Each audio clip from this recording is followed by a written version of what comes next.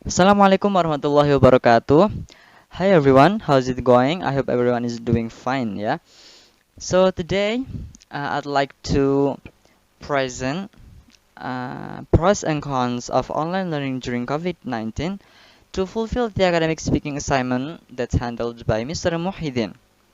I think I've mentioned or I've introduced myself before. My name is Ubaidillah. You can call me Ubaid. So yeah, I'm 20 years old. So without any further ado, let's get started. Contents. There are four contents of this presentation. Number one and number two are the positive impact of online learning, and number three and number four is about the negative impact of the online learning. Number one is about flexibility, number two is about efficiency, number three is about inability to focus, and number four is about technology issues. Introductions of topic. What is online learning and what is COVID-19?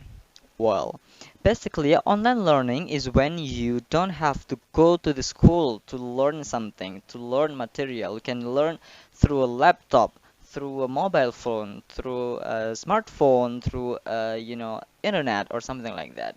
And you don't have to learn from your home. You can learn from your own room. You can learn in a garden, in the park, in the central park, and or anything else.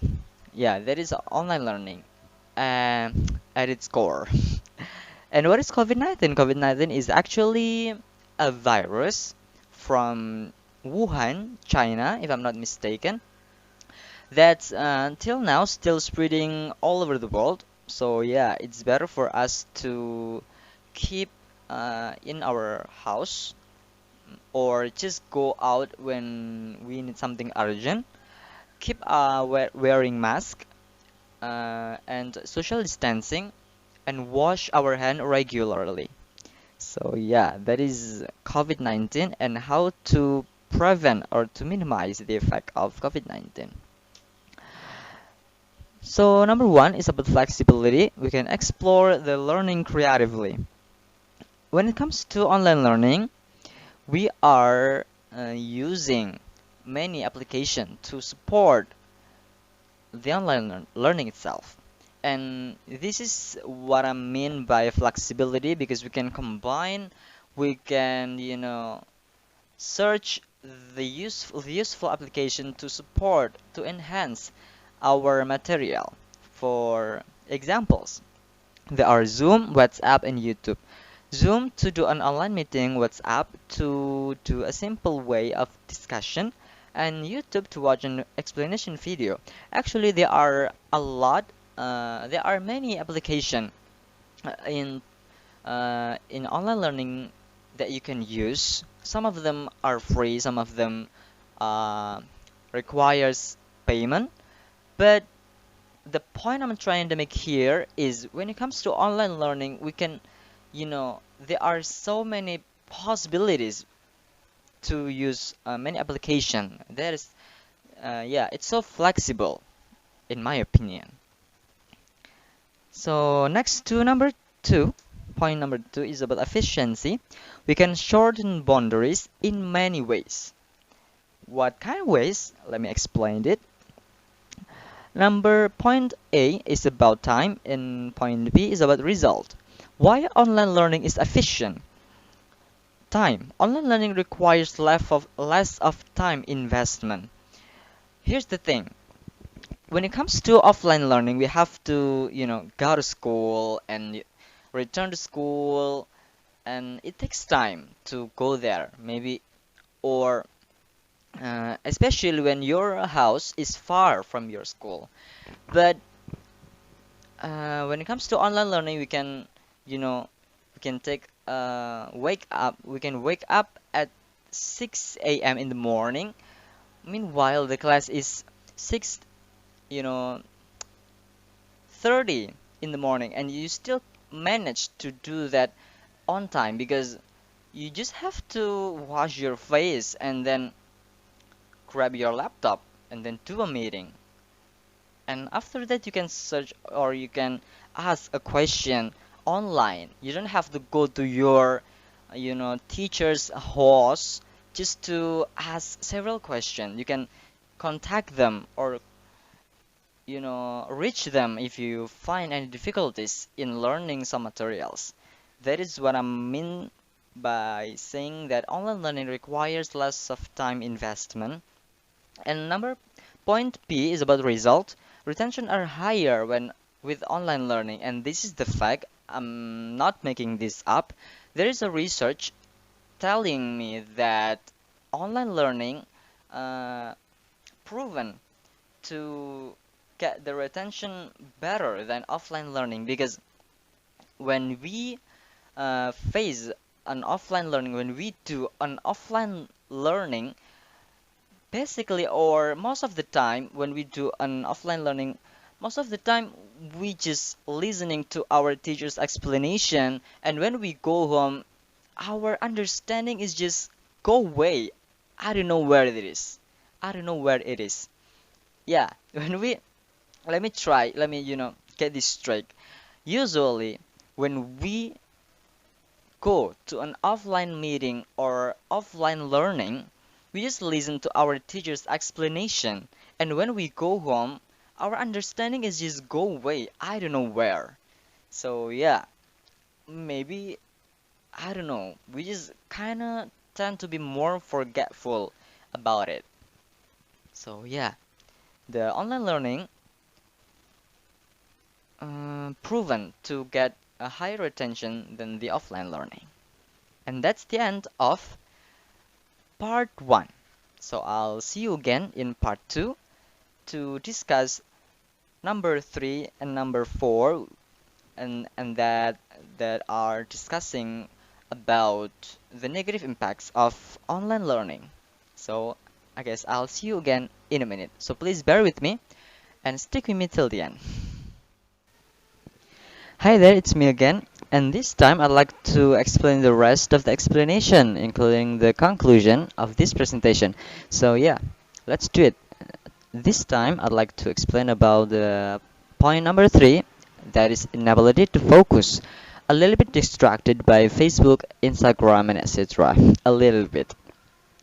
So here's the workflow to get the job done during COVID-19. Day 1.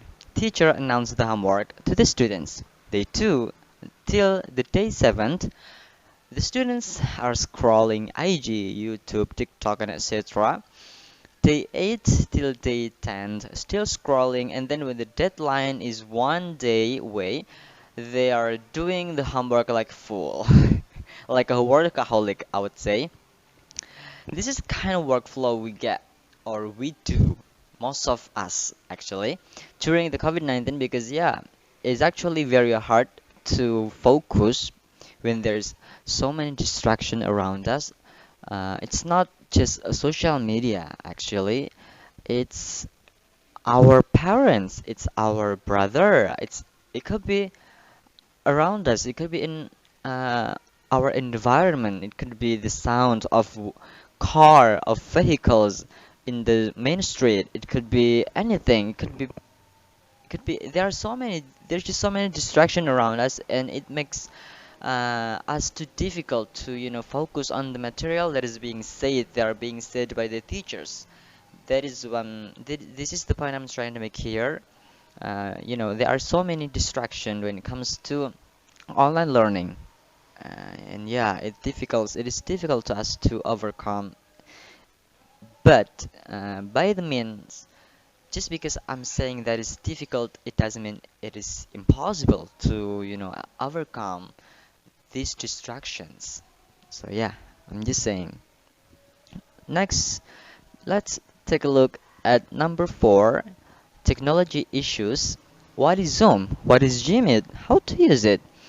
Actually, there are so many questions around us, especially by the students who's living in a rural place, or let's say a village that's not familiar with this kind of application yet, but the condition forced them to get used to it, and at some point it can causes problems for the students and for the online learning itself. So, so that's why I'm trying to create this kind of mind map of technology in a nutshell. There are social media, netizen, internet, and tools. Social media basically it's about WhatsApp, Facebook, Twitter, Line, Instagram, YouTube, or anything that can be used to search any information online. And then netizen, person who spends a lot of times on the internet. I think we all netizen because during pandemic, during COVID-19, most of us spending a lot of times in the internet. So yeah, I think at this point we're all netizen. And now tools, there are smartphone, laptop, notebook, and etc. Anything you are using to to join this online learning, it, it can be mentioned as tools. And last but not least, in is the internet itself. Nowadays, maybe internet is more like an oxygen because so many people can't live without it. Actually, maybe this is a little exaggeration, but it is true. There are so many people who can't live without internet even a single day. So that's why I think there are so many internet provider services that's spreading all over our country because yeah, that's just internet is just it's our needs right now, especially if you are comes from city or something urban, something that needs more access to YouTube, to social media or something like that. That's why I say that internet this day is similar to oxygen or something like that. Next, whatever the method is, learning is a must because yeah, this is the message I'm trying to say at the end of the video because as we'll see that Prophet Muhammad SAW has said that talabul ilmi fardun ala kulli muslimin wa muslimatin, that seeking for knowledge is an obligation for every Muslim. And the word faridatun itself, it's there are comparison between have to and must. Have to, it's mean that you have to do it but not have to do it right now, but must is a very strong word that you have to do it right away.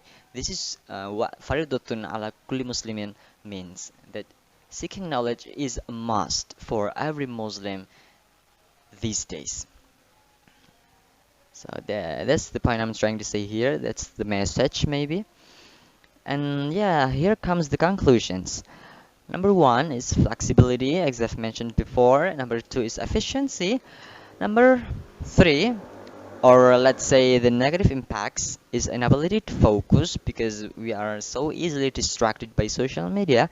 And number four, or the point, the last but not the least point, is technology issues they are faced by so many students in the rural village, in the rural place. Thank you. This is the end of the presentation. I would like to say thank you very much for bear with me till the end of the video, and I'm sorry if I do many grammatical mistakes and mispronounce words because yeah, I'm still learning after all. If you have any criticism or questions, please share, and I would like to read your criticism, and yeah, to reach out to me. These are my Gmail, these are my number, and yeah, just reach me out. I would like to know you better. Thank you, and the last I say, Assalamualaikum warahmatullahi wabarakatuh.